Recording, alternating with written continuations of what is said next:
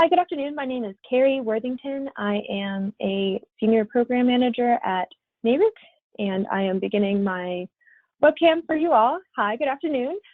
Thank you for joining us. This is the National Association Coordination webinar for the National Council on Electricity Policy. And today we will be hearing from state technical assistance offices as they support their members and create a community of state leadership.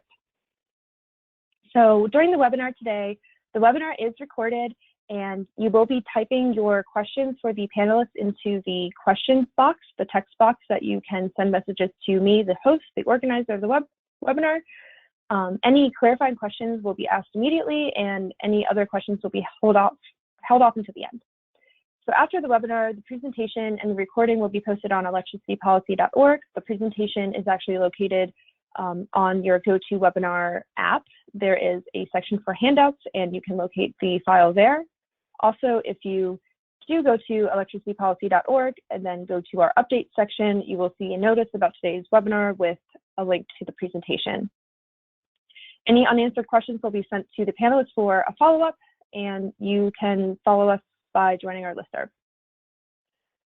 As I mentioned, we have a variety of state leaders on today's call. We have association leaders on today's call. We have Danielle Sass-Burnett from NARUC, Dan Loff from NGA, Chrissy Hartman from NCSL, Kirsten Verklaas from NASIO, David Springy of Nasuka, and Miles Keogh of NACA.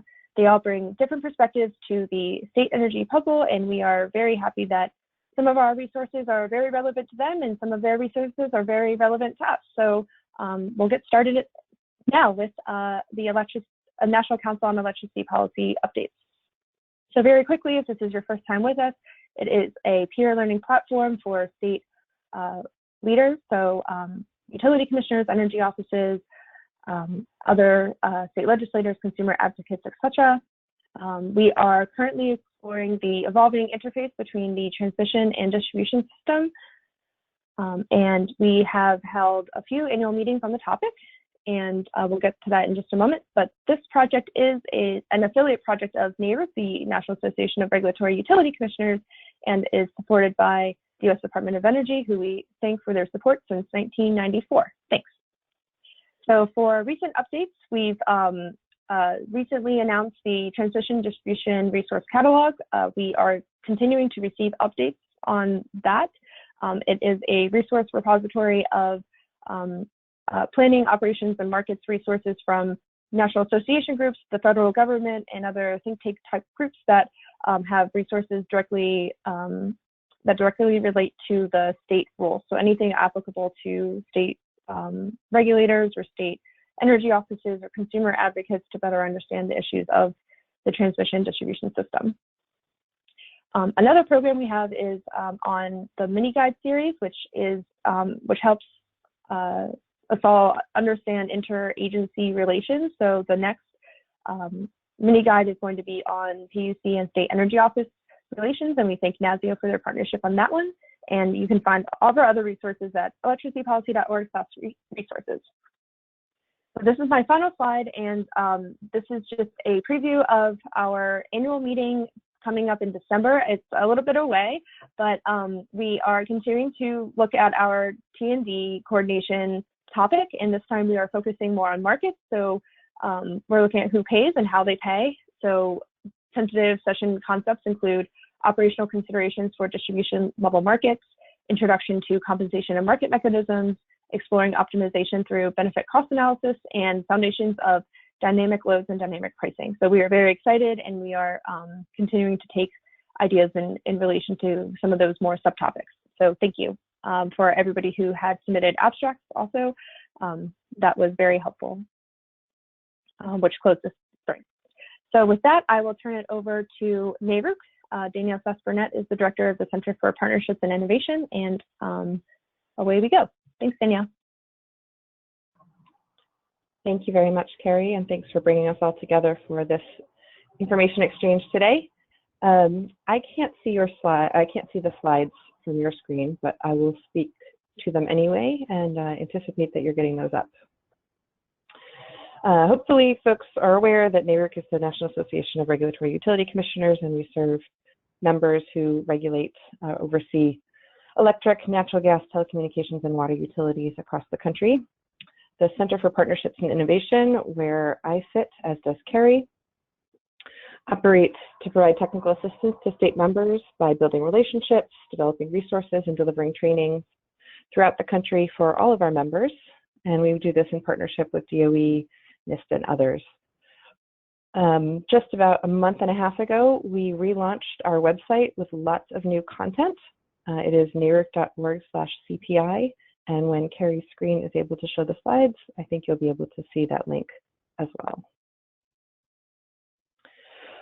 Since we last talked in January of this year, as we know, the world has changed.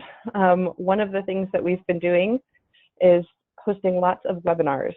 And so you'll see on my next slide that there's a whole list of really valuable webinar topics that we've been hosting since early in the year, but in particular March. No coincidence there, including a couple of upcoming ones. Primarily, we host webinars once a month through the CPI Innovation Webinar Series, and you can register for one in August around lesser-known renewable technologies that will cover biogas, renewable natural gas, and some other technologies beyond wind and solar. But we also have recordings, including PowerPoint slides and videos for all of the other webinars you see on here around energy efficiency savings, carbon pricing, distribution system planning in Puerto Rico, transmission infrastructure, and there will be a new schedule announced for the fall at our July meeting this summer, and I'll provide some more information on that in just a minute. In addition to our monthly webinar series, we also host webinars through a few of our working groups. There's the NARUC NASIO Task Force on Comprehensive Electricity Planning. And in that webinar series, we've recently hosted one around resilience in distribution planning, valuing demand flexibility, which includes grid interactive efficient buildings, energy efficiency, demand response, et cetera, and its incorporation into the distribution system. And then how distribution planning is meeting the goals of a consumer-owned electric cooperative in Vermont, which was very interesting, much more of a dialogue. Furthermore, we have 3 state working groups, one around electric vehicles, one on microgrids, which is in partnership with NASIO, and a third on performance-based regulation. And those working groups have also been hosting webinars to meet the needs of our members interested in those specific topics. And you can find and download the public versions of the webinars for electric vehicles program on our website as well. Some recent topics were ensuring equity in EV, managed charging and V2G, utility roles in charging infrastructure, and as you can imagine, we had a variety of perspectives on that panel, and then time varying rates or rate design for EV charging. And the last webinar I wanted to mention is that we have one coming up later this week on getting microgrids to market, so regulatory and business models for resilience, which should be really interesting, and everyone is invited to join for that. I think Carrie may have mentioned in the handouts box of today's control panel for the GoToWebinar, you can find a PDF version of all of these slides, and the hyperlinks in that PDF do work. So if you want to click on any of the Register Now buttons, you can do that by grabbing the PDF from the handouts box of the GoToWebinar. Otherwise, I know that the slides will be made available. Next one, please, Carrie. In addition to being busy hosting webinars, the Center for Partnerships and Innovation at NARUC has also been publishing a variety of resources. This includes 2 new materials related to smart grid interoperability, about 10-page document that includes prompts for state regulators to engage utilities around interoperability, and then also a companion learning module series. There are 3 videos posted right now, and there will be almost 10 more posted over the next 2 months. And these are short 5 to 15-minute videos featuring speakers and slides talking about examples, the economics of interoperability, and how interoperability has been rolled out across the country and with what role by commissions. So that's a nice digestible format for learning more. We also facilitated a Southeastern focused distribution systems and planning training with Lawrence Berkeley National Lab and some NASIO members, and the recordings for that are posted. And we released a number of publications related to resilience and critical infrastructure recently. 2 documents around advancing electric system resilience with DERs. One of those is a review of state policies and the characteristics of resilient DERs in contrast or as a subset of DERs more broadly. And then a companion piece to that, which is key questions and resources, essentially an annotated reference list. That's a really great starting point for states that are starting to think about, what do I do? I know resilience is a priority, but where should I go to learn more and about what? So those are now available on the new website or through the hyperlinks of the PDF. And finally, as part of our new web rollout, we created a number of web-based pages that offer links to executive orders and federal guidance, key resources related to critical infrastructure policy and practice, energy emergency management, tabletop exercises, and cybersecurity policy and practice. So those are all available and may be valuable to folks beyond just utility commissioners. Next slide. Finally, for today, I wanted to highlight some new projects and forthcoming resources that we're working on, so you have some idea of what you might watch for from us. We have a stakeholder engagement publication in development that's focused on what utility commissions have done to engage stakeholders outside of formal adjudicated proceedings. And we'll be offering a decision-making framework for our members that may also be valuable to others, as some of the commissions have worked through their energy offices or other kinds of partners to facilitate stakeholder engagement around key issue areas on the electric grid. We will have an analysis of battery energy storage technology adoption by electric utility structure coming out this summer. A number of new publications related to cybersecurity. Some of these, the partnerships and information sharing one is in partnership with NNGA and Nasuka. And there'll be a guide to state cyber tabletop exercises. And also in partnership with Nasuka, I'll let Kirsten share more, but we're excited to start work on a project around cybersecurity and solar energy.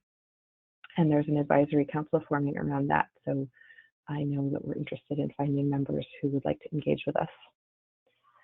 The last 2 items are a new task force NARUC announced formally last week and will be fully launching in mid-July. It's around emergency preparedness, recovery, and resiliency. And you can see here on the slide the types of work that we're going to be engaging in. And the appointments for NARUC members have been made. Appointments for partners in the industry have not yet been made. So look for more information about that related to NARUC's summer meeting. And that's my last item. Our Summer Policy Summit will be taking place on the originally scheduled dates, which are July 20th to the 22nd. That's Monday through Wednesday, and they will be in the afternoon around 12 to 5 each day with 3 pre-meeting workshop options the prior week, 3 o'clock on July 14th, 15th, and 16th. And there's, of course, a much reduced registration compared to prior in-person meetings. And we did a really great demo of all of the capabilities of our new platform last week with our Mid-Atlantic regulators. It worked very well, and we have some very exciting content. So we hope that you all will join us for that. And with that, Carrie, I believe I've covered the NARUC update. So I'll turn it back to you. Thanks, Danielle. And I apologize for not showing my slides earlier, but they are fully in the handout, as Danielle mentioned, as part of the GoToWebinar app, and then also on the electricitypolicy.org website. So next up, we have Dan Loff. He is the Energy Program Director at the National Governors Association. Dan? Yeah, hi, can you hear me? Yep. Fantastic. Okay, I'll go ahead and get started. And Carrie, do you just want me to let you know when to advance the slides? Sounds good. Perfect. All right, well, good afternoon, everyone. It's good to be back on the phone with you all. And like Carrie mentioned, I'm a program director at NGA's, at the National Governors Association in our Center for Best Practices. Going to the next slide. For those who aren't familiar, NGA is the National Association for the nation's 55 state and territory governors. we're a bipartisan voice of the governors federally and a source of state policy solutions through our Center for Best Practices. So and again, that's where I sit. As an organization similar to Danielle's, we don't advocate within the Center for Best Practices, but rather consult with the states to research on their behalf and bring solutions to a number of the state policy challenges that governors are facing. So today, I'll talk with you about a number of the things we've been working on, including some of our more recent activities. I'll touch on how those have shifted in light of our current situation and the coronavirus crisis that we are all working through. And then I'll touch briefly on some of our ongoing projects and upcoming events and workshops, all of which, for the time being, will of course be virtual through the rest of the year. So going on to the next slide.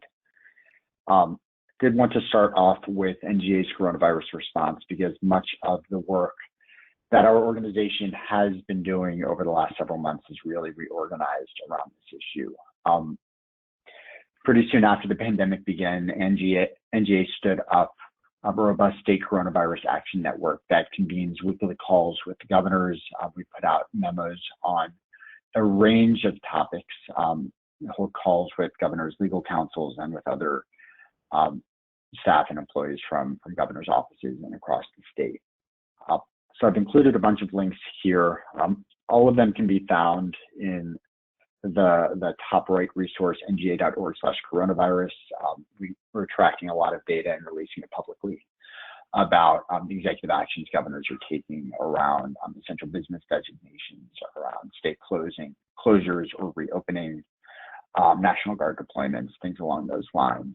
We also have a very robust COVID-19 resource library that does not all relate directly to energy or infrastructure. Of course, much of it is far more focused on health, safety, education, things along those lines. But there are very, I think, salient relevant revenues to the energy sector, including how states can work with the energy sector through the crisis, guidance on and a summary of the state moratoriums on utility disconnections that we've seen put in place and related actions states can take. And then for others, there are memos on testing, on PPE. One that I think is really relevant to this group is the threat of concurrent disasters. So how do we work through something like a hurricane or a wildfire during the pandemic? And then we're increasingly shifting our work toward reopening and economic recovery. So moving to the next slide. In addition to those coronavirus resources, though, we are continuing to work on a range of other topics for the governors as policy needs very much continue, particularly in the energy space. So a few others that I point you to. One is that we have a new virtual resource center on energy security that features a number of NGA's resources, along with resources from external partners, such as other state associations and end groups, the Department of Energy and Industry. So it's sort of a one-stop area to pull a lot of that together for governors' offices. We also had a recent report on the interplay between electric vehicles and state transportation revenue to explore what potential impacts and implications may be and how can those be overcome. The other that I'll point you to is our State Energy Toolkit, which we released late last year as a written product offering a range of solutions in the areas of energy efficiency, clean energy, transportation electrification, and cyber and physical protections. We do have a number of upcoming publications as well, most of which should be released in the next several months. Of note is our State Resilience Assessment and Planning Tool, which is a robust self-assessment that we've been working on for about 2 years now to help governors and other state officials understand where they can incorporate resilience into critical infrastructure and state planning and where gaps remain. So we beta tested that tool with 3 states in 2018 and are excited to be releasing the final version in the coming months. We'll also have papers on solutions to meet governors' clean energy goals, challenges and strategies to integrate higher volumes of electric vehicles into the grid. Vehicle to grid, I know that's something Danielle had mentioned, and that's something that'll be focused here too. It's certainly a timely topic. 2 papers on cybersecurity. One is exploring cybersecurity governance bodies. So the state governance structures that are being put in place to address cybersecurity, and in particular exploring how those are addressing cybersecurity vulnerabilities in critical infrastructure sectors and in energy in particular. And then Danielle mentioned this as well, but we've been working very closely with NARUC and NASIO on a paper to explore coordination and information sharing among state partners and with the private sector and federal government on cybersecurity. So how do we move past the state as a monolithic entity and really understand what the nuanced roles and responsibilities are for energy cybersecurity within the state. And then lastly, and this is something I'll touch on briefly, we have a new line of work with a forthcoming paper on state strategies to expand broadband access. And while I know that doesn't explicitly address energy issues, which is the focus of this webinar, it is very much adjacent and relevant. It's certainly a need that's been underscored and highlighted by the coronavirus crisis. But we know that, well, first of all, utilities can play a role in helping to address challenges around middle mile or last mile connectivity. And of course, expanding connectivity can also help with other energy goals like modernizing the electric grid. So moving to the next slide. To touch on a couple of other projects, I've mentioned a few of these, but we do have ongoing work around energy efficiency and affordability, supported 4 states earlier in the year on state-specific grid modernization topics, which explored transportation electrification, broader clean energy goals, and vehicle to grid integration. We have been working with states over the last several years on the GridX energy security exercise. This past year, we worked with a cohort of 4 or 5 states to actually bring them through the exercise, provide them technical assistance, and we hosted a state after action workshop. And we'll be partnering with other state associations in the coming year, along with NERC, to identify how we can build out that state role and continue to make it meaningful for those who have participated and plan to continue doing so. Then lastly, we have a number of upcoming events, which I'm displaying here. One on the Energy Water Nexus in September with host states Arizona and Wisconsin. One on transportation electrification later in that month. Offshore wind continues to be a big topic for a handful of states, particularly in the Northeast. And a national workshop on integrating clean and distributed energy resources into the grid while maintaining the integrity of the grid. Our annual Energy Policy Institute will take place August 2020. And for those who've been tracking it, I included some information here about Governor Hogan's initiative on infrastructure expansion in the state role to relieve traffic congestion, strengthen infrastructure security and resilience, enhance efficiency and integrate smart technologies, and identify new and innovative financing solutions. All of these events through the rest of the year will be virtual, and of course, we're exploring in the coming year for our future projects, when we'll be able to go in person again. But I will leave it there. I think I've used my time and would welcome any questions if we have time now, Carrie, or if not, you can certainly follow up with me after, and I'm happy to share more. So thank you very much for the time, and thank you, Carrie, for organizing this. Thanks, Dan. We do not have any questions coming in quite yet, but please feel free to submit questions through the questions box, the text box in the GoToWebinar system, and we will read them at the end unless there is a clarifying question. So I will move the slides along to introducing Chrissy Hartman. She is the Energy Program Director at the National Conference of State Legislators. Chrissy, are you there? Hi, Carrie. Yes, thank you. Well, hi, everyone, and it's a pleasure to be able to speak with you today. for those of you who aren't familiar with NCSL, we're the largest bipartisan organization serving all state legislators and legislative staff across the 50 states, commonwealths, and territories. And we really, kind of similar to the other N groups, we serve as an extension, in our case, of committee staff for the state legislature. So I lead our energy program work, and excited to share what we're working on. It certainly dovetails nicely with the work that we're seeing from our other N group colleagues. As you can see on the slide, here is, and I see it should be resources. Here are some of our latest publications. I think when we last spoke with you all, we were just about to release a report on cybersecurity, so that came out near the end of January. Explores the role that state legislators play when it comes to cybersecurity and the energy sector. It's really for us serving as a primer for state legislators, but it also highlights the types of legislation that we're seeing.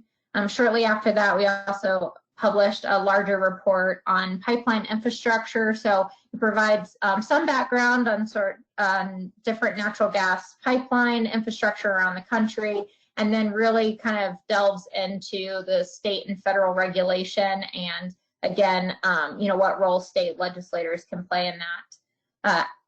In March, we published our legislative energy trends document. So this looked at legislation through 2019 and up until March of 2020 on what were sort of the key energy policies that we were seeing being considered across state legislatures. So it gives you some quick snippets and the types of legislation. That's one of our more useful documents, I think, because it provides a brief overview of all the different types of energy policy that we're seeing from state legislatures. I won't go through all of these, but I will mention, similar to everyone else, we sort of pivoted in March over to COVID-19 and making sure that we had good information available to legislators and legislative staff.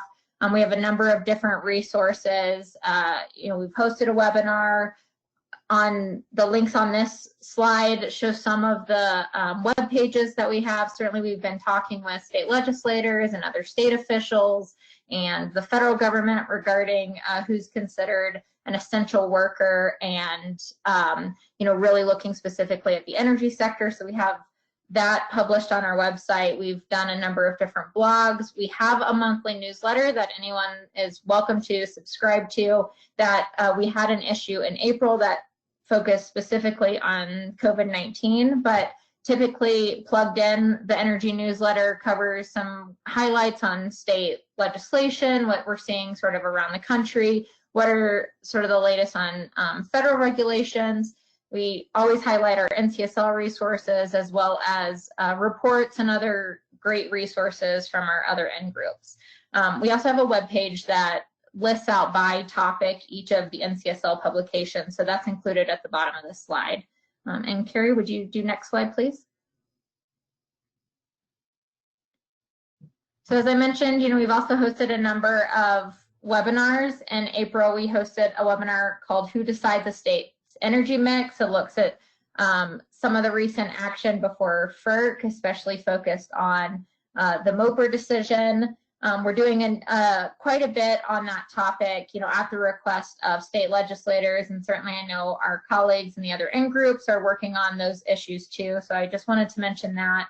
We're finally delving into some video series. So we've partnered with Public Utilities Fortnightly, and we have a couple videos available through their website currently. But we're looking to do this more as a way to connect with state legislators and be able to provide short, concise information on some of these key energy policy topics and the role that state legislatures play. I also wanted to mention we do have two databases. We built a new COVID-19 legislative database that covers anything related to COVID-19, but includes quite a bit of legislation specific to the energy sector and utilities. So we have that available on NCSL's website, and it's a public database. But we also have our energy legislative tracking database. Typically we see around 4,500 legislative measures introduced each session. Of those, anywhere from 500 to 1,000 bills pass. And so they're organized, by topic area. You can at any time go into that legislative database and sort of see what your state legislatures are considering on any related energy topic. Next slide. And I also, we have a number of upcoming events that I wanted to mention. Right now with NCSL staff all working from home, there's a real push to release a number of new publications. What's coming up next is our biannual energy security report. So we list out a number of topics related to energy security and provide examples of the state legislation and sort of the biggest kind of questions and policy solutions that we're seeing for state legislatures. So that should be out in the next few weeks. I'd certainly be happy to send that to anyone if you're interested. Feel free to contact me after this.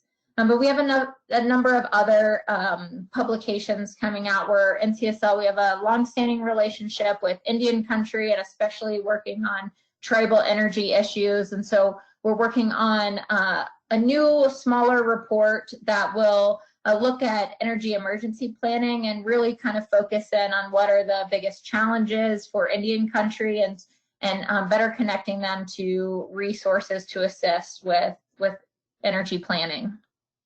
We have a number of other webinars coming up as well. I believe Carrie had mentioned something about this, but we're looking at partnering with LBNL to also do some distribution system planning, potentially a webinar series specific for state legislators, but these are typically open, and we would welcome involvement from others if that's something that you're interested in.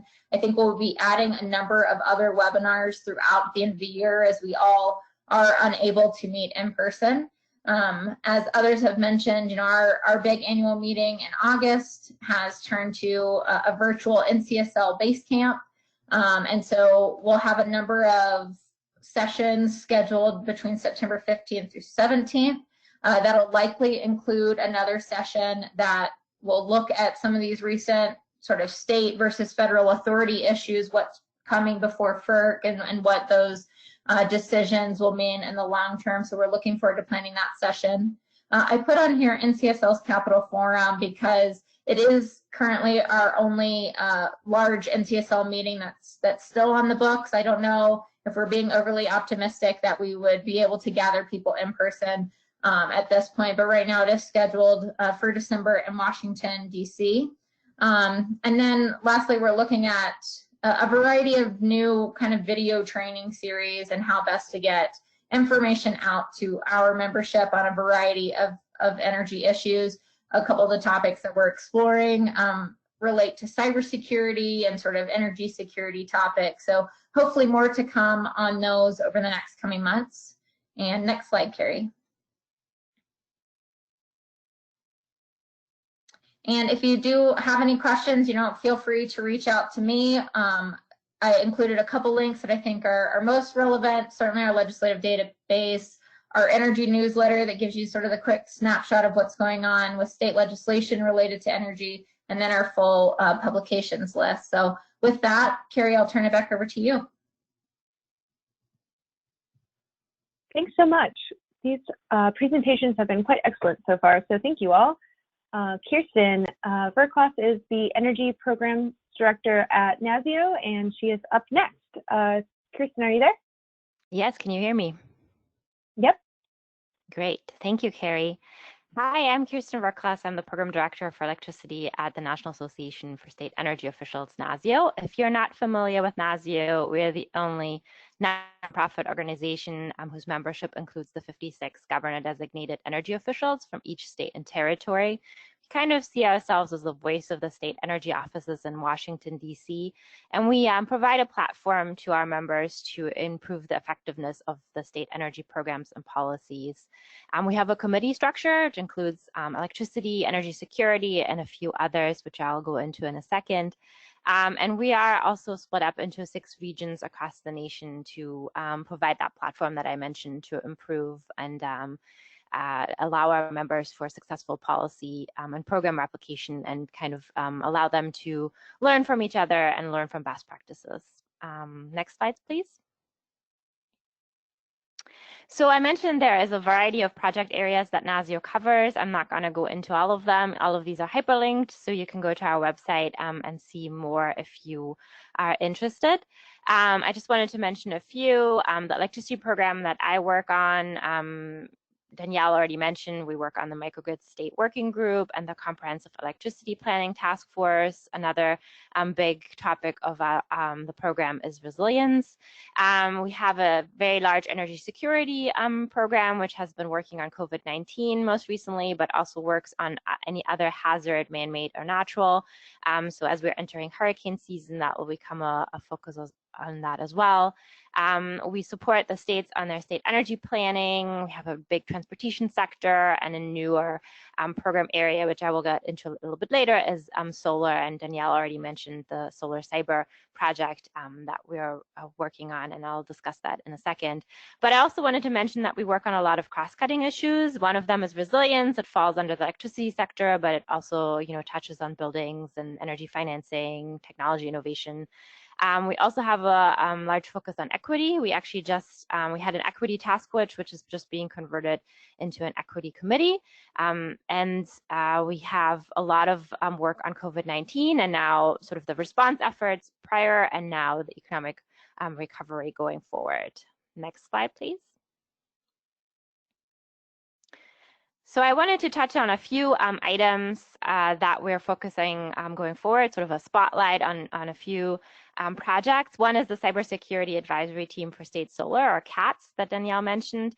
And we're doing that together with NERUC, and we're really hoping to identify challenges, priorities, and mitigative actions in addressing cybersecurity issues associated with distributed solar system. I think that's a really interesting kind of new topic that states are starting to look at. And we're hoping to provide the state's energy offices and the PUCs with really education tools, but really implementable toolkits that they can look at cybersecurity for solar and enhance that going forward. We also have Rev West. That is a project that includes 8 states in the Intermountain West: Arizona, Colorado, Idaho, Montana, New Mexico, Nevada, Utah, and Wyoming. And they're working together to coordinate EV infrastructure investment along key corridors in the region. They're really looking at identifying a number of significant barriers to EV adoption and exploring potential solutions. I mentioned already that we had a lot of work on the COVID-19. We have a COVID-19 response hub on our website, and that is really led by our Energy Security Committee. They've held initially weekly calls, now bi-weekly calls, looking at how states can support each other as we are moving from response efforts to economic recovery. We also work with NERUC on the Grid Interactive Efficient Buildings Working Group, or GEB. That is 7 states that we're collaborating with national labs and providing states technical assistance on issues such as demand flexibility evaluation, piloting demand flexibility, and public buildings and demand flexibility. This includes a webinar series as well as technical assistance to the states.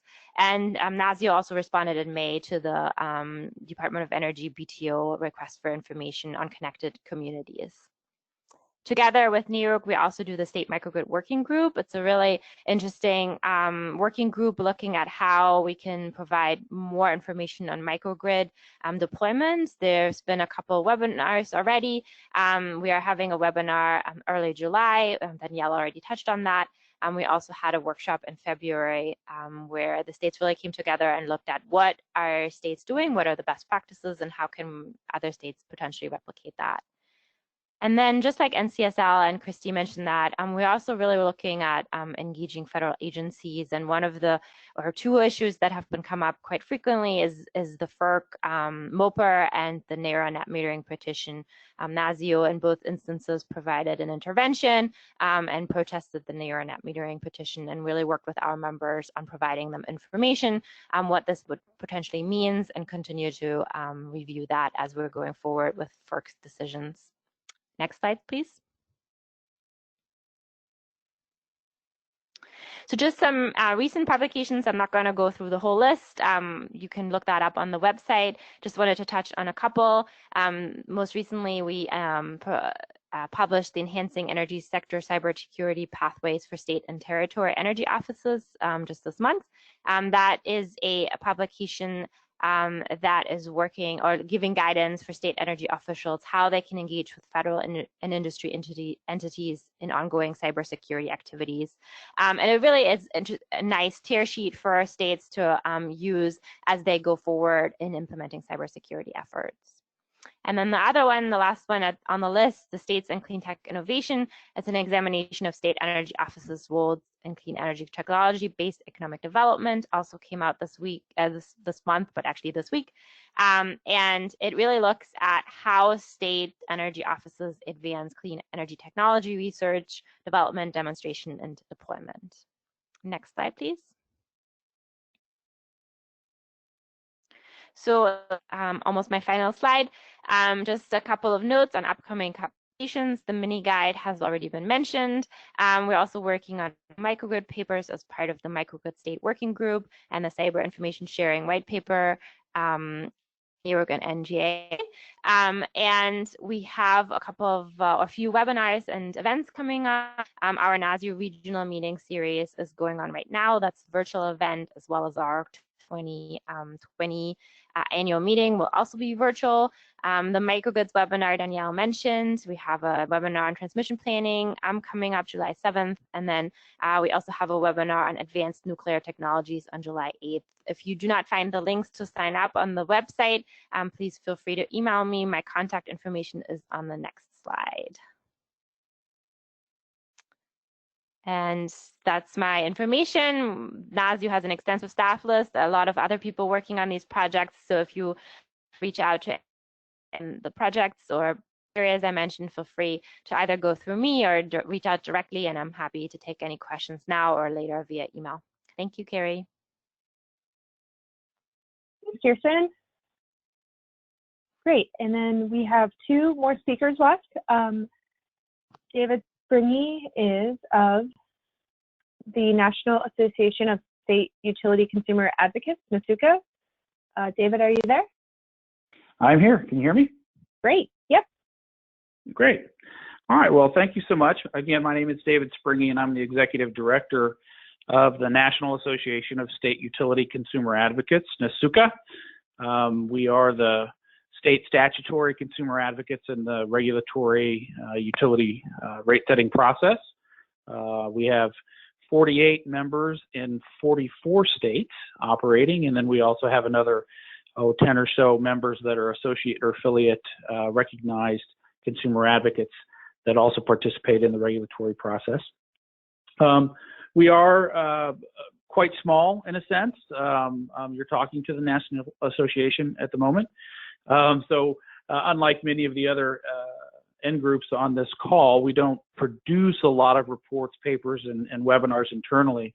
And I mention that just because, you know, it's sort of a shout out to those that do. It's you know, one of the challenges that we have is making sure that the consumer advocates, who are generally smaller offices across the country, have access to the most current and relevant information. And so those end groups, NARUC, Nasuka, or excuse me, NARUC, NASIO, NCSL, NGA, all of you that are producing these really great webinars and really great educational materials, you know, we are sharing those with our consumer advocate members. So it's a really valuable resource for us. So for all the work that you do, thank you. We do use it quite often. So we usually do sort of a set of DOE platform work, but it's associated with our 2 meetings a year. Usually we have a June association meeting, which is Nasuka, and then we always partner with NARUC for our November meeting. So we're always co-located with wherever NARUC happens to be in November. Obviously, that's hit a little bit of a wrinkle this year. Our June meeting was canceled outright, so we haven't been doing any DOE work. But we have, obviously, in terms of our membership, turned to focus on the myriad of really sort of practical state utility issues around COVID-19, both in terms of moratoriums, dealing with utility needs, making sure that consumers are able to stay in their homes, and dealing with sort of the regulatory process that follows, tracking order requests and pleading such as that. So we've spent a lot of time sort of internally really working on that. Now, we stood up a COVID-19 subcommittee, focused very, very closely on what we could say sort of nationally. The result was a COVID-19 policy resolution that sets forth some basics around LIHEAP support, both existing LIHEAP support, increasing LIHEAP support, which is really, I think, really important in getting us through this crisis, but also standing up LIHEAP type support for water customers that are out there. I know this is an electric-focused group, but the water bill comes to the same address, and we need help around those. It's a great resolution. It's on our website, just nasuka.org. It's easy to find. We used that resolution to put together some lobbying for Congress. We did a letter to Congress.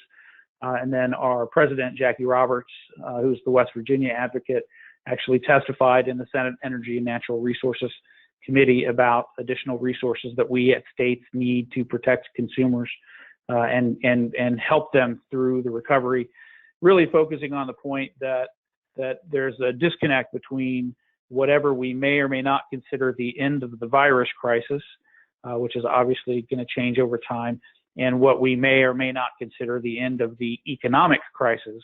Those two things are not really lined up, and so we have to think sort of holistically about what consumers need to get through both of those crises.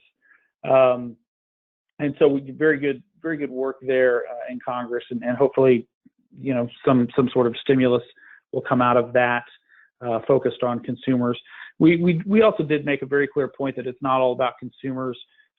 Utilities also are going to need some direct support. Anybody that's done sort of the state regulatory piece understands that there's going to be a gap between prudently incurred costs and the amount of revenue that consumers are providing, and that's going to really force some very challenging issues at the state level PUC process. And I think, when faced with great challenges like that, some other things that we might want to prioritize in terms of technology and energy efficiency and all those other things become at risk. So I think it's really important that we all sort of work together to try and manage through this crisis. We've focused very much for the association on sharing information. We've stood up a set of state pages so people can send us their state pleadings, state orders, things like that. We're also working right now on some model pleadings for our members to use as we work through not only the application for tracking processes, but also, we have a set of states that are kind of getting to the point of the original moratorium end dates. And so we've got some real, I think, challenges coming up from the consumer side as we see states start to pull back on moratoriums and perhaps we end up with some disconnect issues. So, it's very on the ground, nuts and bolts type of work that we've been focusing on. We've also been trying to focus on partnering with some other consumer-oriented groups, both around COVID type issues and recovery type issues, but also on areas of RTO governance and competitiveness. Certainly, things like the NOPR and PJM have not gone unnoticed. So we're trying to work through some of those. We've also been focusing a little bit more on federal advocacy. Obviously, the NERA petition at FERC was a big issue for our people, and so we filed on that. And then transmission incentives, which, if you think of the end result or the end rate that consumers pay, at least in the electricity space, the transmission piece of the bill and the incentives that go with it is not a small impact. So we've been focusing a little bit more on our federal advocacy too. Besides that, just trying to share information. We're starting to think forward. It'll be an interesting conversation to have with NARUC, but we're starting to think forward towards the November meeting. Traditionally, we would start our planning towards our November meeting in terms of our DOE work and then whatever else we're going to put on. I guess it's going to be up in the air whether we have that type of meeting going forward. It'll be a good conversation. I really am looking forward. I'm glad to hear that the MAC group meeting for NARUC went well. I know that we had some advocates participate in that, and I know that several of us are lined up to participate in the NARUC summer meeting, which will be a completely virtual meeting. And so hopefully that'll be instructive for many of us on how we proceed. But again, we're not in a position to produce a lot of our own publications and studies, so thank you to those of you that do. Please make sure that you share those with us. If you send me things, I pretty much just turn around and ship them straight out to our membership. So it's a great way to share the information that's being produced from your groups to make sure that the consumer advocates are at least seeing and learning from you. So with that, happy to take any questions, and you know, please feel free to reach out offline if that would be preferable. Thanks, and we're on to our last speaker, so if you have any questions, please do send them through the chat function, and we will get to a few before the time is up. Miles Keogh is from the National Association of Clean Air Agencies, and he's the executive director there. Miles, are you on the line? Yeah, I sure am. Carrie, can you hear me? Yep. Okay, I'll roll on into this. Like David, first of all, it's such a delight to be with old friends. All the people who've spoken are friends of mine, and I really enjoy learning from your presentations. There's a couple things that I will certainly follow up with you guys about. I want to be on that cyber and solar group that you guys are putting together. Again, I'm Miles Keogh. I'm the executive director of NACA. NACA is a bit of an oddball in this in this call, because we're not an energy-oriented or electricity-oriented N group. We're an air pollution and climate-focused N group. NACA convenes 155 of the country's 170 air pollution control agencies, and we have state and local agencies in 42 states now. And our current co-presidents are the state of Kansas and Washoe County, Nevada, which is where Reno is at. Like a lot of other folks, we do work through committees. We got 13 committees on everything from air toxics to resilience. And like a lot of other people, we are moving our working group on equity to the forefront of our organization, and are probably standing up a 14th committee this fall. Our work on electricity, I'm going to try and keep it focused just on stuff that relates to electricity and on stuff that relates to present circumstances. We, like a lot of folks, we planned to have a meeting in May, a big national meeting, and we ended up relocating it from Arizona to cyberspace. We had about 600 people show up for that. And we also intend to do our summer meeting and our fall meeting, relocating them from their planned locations to cyberspace, partly because of, you know, the obvious health emergency issues, but also because we're getting more and more indications that state and local governments are having travel banned. So for the rest of the folks on this call who are planning meetings, you should start asking your members about what they think is going to happen with discretionary travel. What we're seeing is not great. As we shut things up in March and all went on telework, NACA put out a resource for our agencies on COOP plans. Some of our agencies have amazing continuity of operations or COOP plans. Some of them have early stage things. So we put out a pretty good resource on, if you're an agency of any kind, a clean air agency or a, you know, the dog catcher, what does a COOP plan look like? How does it work? What do you want to do with it? We also did a telework exit checklist that we sent out to folks as everyone was scrambling out the door to send their troops home to telework. And those have both been ravenously picked up. Like everybody, we've had to do a bunch of webinars, and we've done webinars on how to run a public hearing. A lot of agencies, yours and ours alike, have legal obligations to run public hearings. And when you're doing social distancing, we shared agencies' experiences in using different kinds of online platforms and how to do the notice of public hearings, and, you know, just kind of like how to operate a world-class agency in this context. We've also done work on how to do a site visit or a site inspection. Clean air agencies do a lot of stuff as part of their compliance assurance and enforcement work, but I think maybe y'all have some interest in site visits and inspections as well. So some of those resources may actually carry over pretty interestingly. Finally, we're doing a webcast on July 23rd on how to reopen a clean air agency. Some of that's like, you know, keep hand sanitizer around and don't sit in the same conference room for lengthy periods of time breathing all over each other. But a lot of it's like how to re-engage with regulated officials, how to go about restarting monitoring programs when there's gaps in data, how to go about, you know, doing enforcement letters, et cetera, in that context. I mentioned I'm going to talk quite a bit about permitting and enforcement because it's one of the areas where we most overlap with electricity in particular. In February, since we last talked, we had a permitting and enforcement workshop where we invited every state in the country to come. We got 275 people pile up together in St. Louis, Missouri, squeaking in there before everyone stops traveling and everything. And so we basically talked through all the different permutations of permitting and enforcement. One of the things that's been really interesting that's come through since then is on NSR permitting, in particular, new source review permitting. There's been a heap and helping of action that's come from EPA on permitting power plants through the new source review and prevention of significant deterioration programs. And right now we're right in the middle of comments on, actually we just filed comments on the begin actual construction guidance.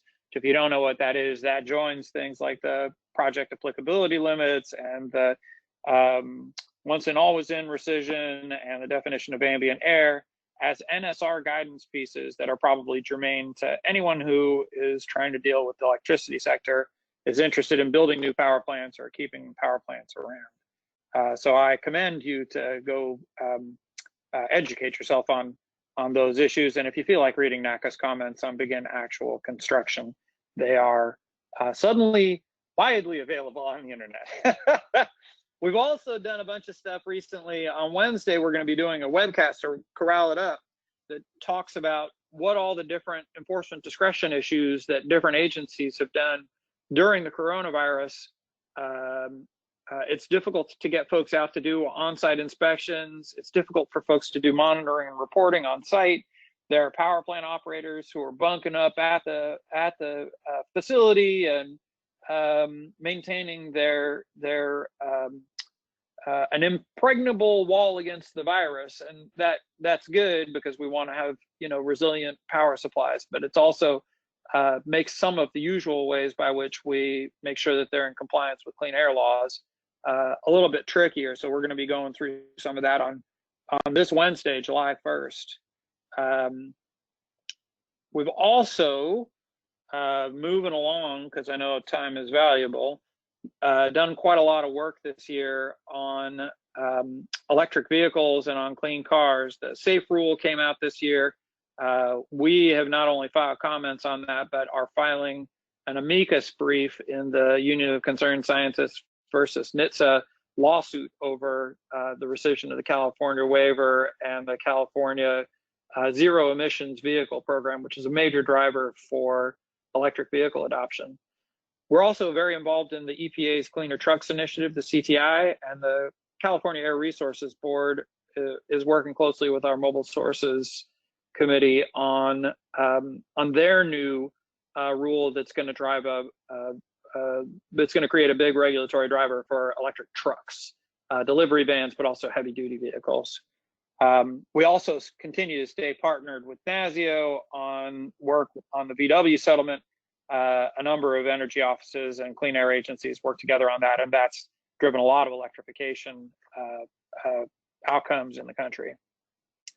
I'll talk about a couple other things that may be of interest to y'all. One is, if you're interested in the National Ambient Air Quality Standards, we filed comments on the particulate matter NACs this week, and if you're interested in that, you probably need to step on the gas to file those comments. I think the comment period on that closes July 2nd. The ozone NACs are coming out soon, so keep your eye on reginfo.gov to see when those come out. And I am quite certain that NACA will be filing comments on the O3 NACs as well.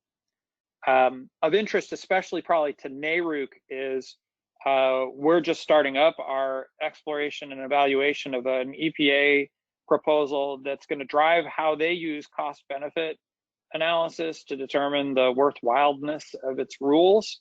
We're trying to figure out what that's all about and what it means. NARUC in particular has an interest in benefit cost analysis. A number of the folks on this call have expertise in that exceeds my own, and so I commend that to y'all. Comments are due by July 27th, so if you intend to get on that horse and ride, you got to saddle up soon. And finally, we're pairing up with the National Association of Counties, the National League of Cities, NGA that's on this call, NCSL that's on this call, a Council of State Governments that's not on this call, on a letter that's going to go to the Congress about funding and making sure that state and local governments have adequate funding to proceed. Right now, things don't look great for the budgets for next year. We expect state and local governments are really going to take it in the teeth, and so we're spending a lot of time with appropriators trying to figure out how do we support state and local governments so that things like meetings that convene our experts can continue to happen in 2021 in spite of what looks like extremely daunting circumstances. If you'd like to learn more about that action, go ahead and reach out to me after this call, and I'm happy to plug you into it. With that, that concludes my report. Thanks, Carrie. Wonderful. Thanks, Danielle. Thanks, Miles. Yep, this is Carrie. I'm going to wrap it up. I don't see any questions coming through, but I will give it another second or so. I just wanted to say thank you to the speakers today. Every time we have one of these calls, I personally learn a little bit more about your perspective, even though we've been working together for years. So I really appreciate that there's so much overlap in our interests, and we can really synergize here. So, all right, it's past 4 o'clock, and I'm not seeing any questions. We maintained the same amount of attendance, so I appreciate all the attendees for being here too. Please keep in touch with us, and we will be sending out some announcements as we have them. As I said, the presentation from today is already online, or if you're quick about it, you can get the handout, but I will send it out to all the folks that registered. So with that, take care, be safe, and I'll see you and talk to you soon. Bye now.